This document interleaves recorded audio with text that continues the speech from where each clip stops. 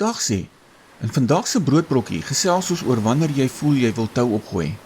Ons skrifgedeelte vir vandag kom uit 1 Korintiërs 15 vers 58, wat soos volg lees. Daarom my geliefde broeders, word standvastig, onbeweeglik, altyd oorvloedig in die werk van die Here, omdat julle weet dat julle arbeid in die Here nie te vergeefs is nie. Ons almal kom die een of ander tyd by 'n breekpunt in ons lewens waar ons net wil opgee. Miskien dien jy reeds jarelang die Here getrou, help jy ander deurlopend en stry bloot die goeie stryd. Soms voel dit of die vrug min is en die weerstand groot, en die versoeking om eenvoudig tou op te gooi is oorweldigend werklik. Wanneer hierdie moedeloosheid in jou hart kom neskop, is daar 'n lewensbelangrike bevrydende waarheid waarin ons onsself moet herinner. Ons volharding en diens is nie die fondament of die voorwaarde vir ons redding nie. Vanuit die Bybelse vrye genade perspektief weet ons verseker dat die ewige lewe 'n absolute onverdiende geskenk is. Dit word slegs deur geloof in Jesus Christus alleen ontvang. Sy verlossingswerk aan die kruis was perfek en volledig. Jy is veilig in hom, selfs op die dae wat jy voel jy het nie meer die krag om te dien nie. Maar waarom moet ons dan nog volhard in die werk van die Here? As ons redding reeds vir ewig veilig is, hoekom gee ons maar nie net op as dinge rof raak nie? Die antwoord lê in wie ons in Christus is. Ons dien nie uit vrees om ons verlossing te probeer behou nie, maar vanuit opregte dankbaarheid. God het ons gered en geroep om sy hande en voete op aarde te wees. Jou gehoorsaamheid is die uitvloeisel van liefde, nie die prys vir jou kaartjie om hemel toe te gaan nie.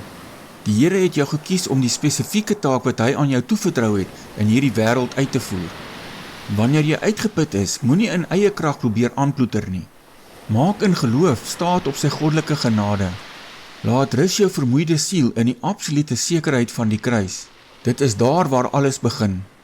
Staan dan weer op, versterk deur sy Heilige Gees, om met nuwe oorgawe in sy werk te volhard, wetende dat jou arbeid ewigheidswaarde en 'n hemelse loon dra. God sal jou ryklik vir jou opofferings beloon, mits jy hom getrou bly volg. Hier is 'n skriftuurlike feit om jouself aan te herinner. Jou redding is vir ewig gewaarborg deur die voltooide werk van Christus alleen, maar jou volharding in sy diens bring eer aan sy naam en lei tot ewige loon en gesagsposisies in die komende koninkryk.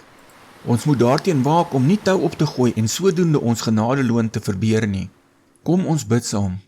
Hemelse Vader, baie dankie vir u onbeskryflike geskenk van die ewige lewe wat ek vrylik en volkome uit genade ontvang het. Here, op dae soos vandag voel ek moeg en die versoeking is groot om u roeping vir my te laat vaar.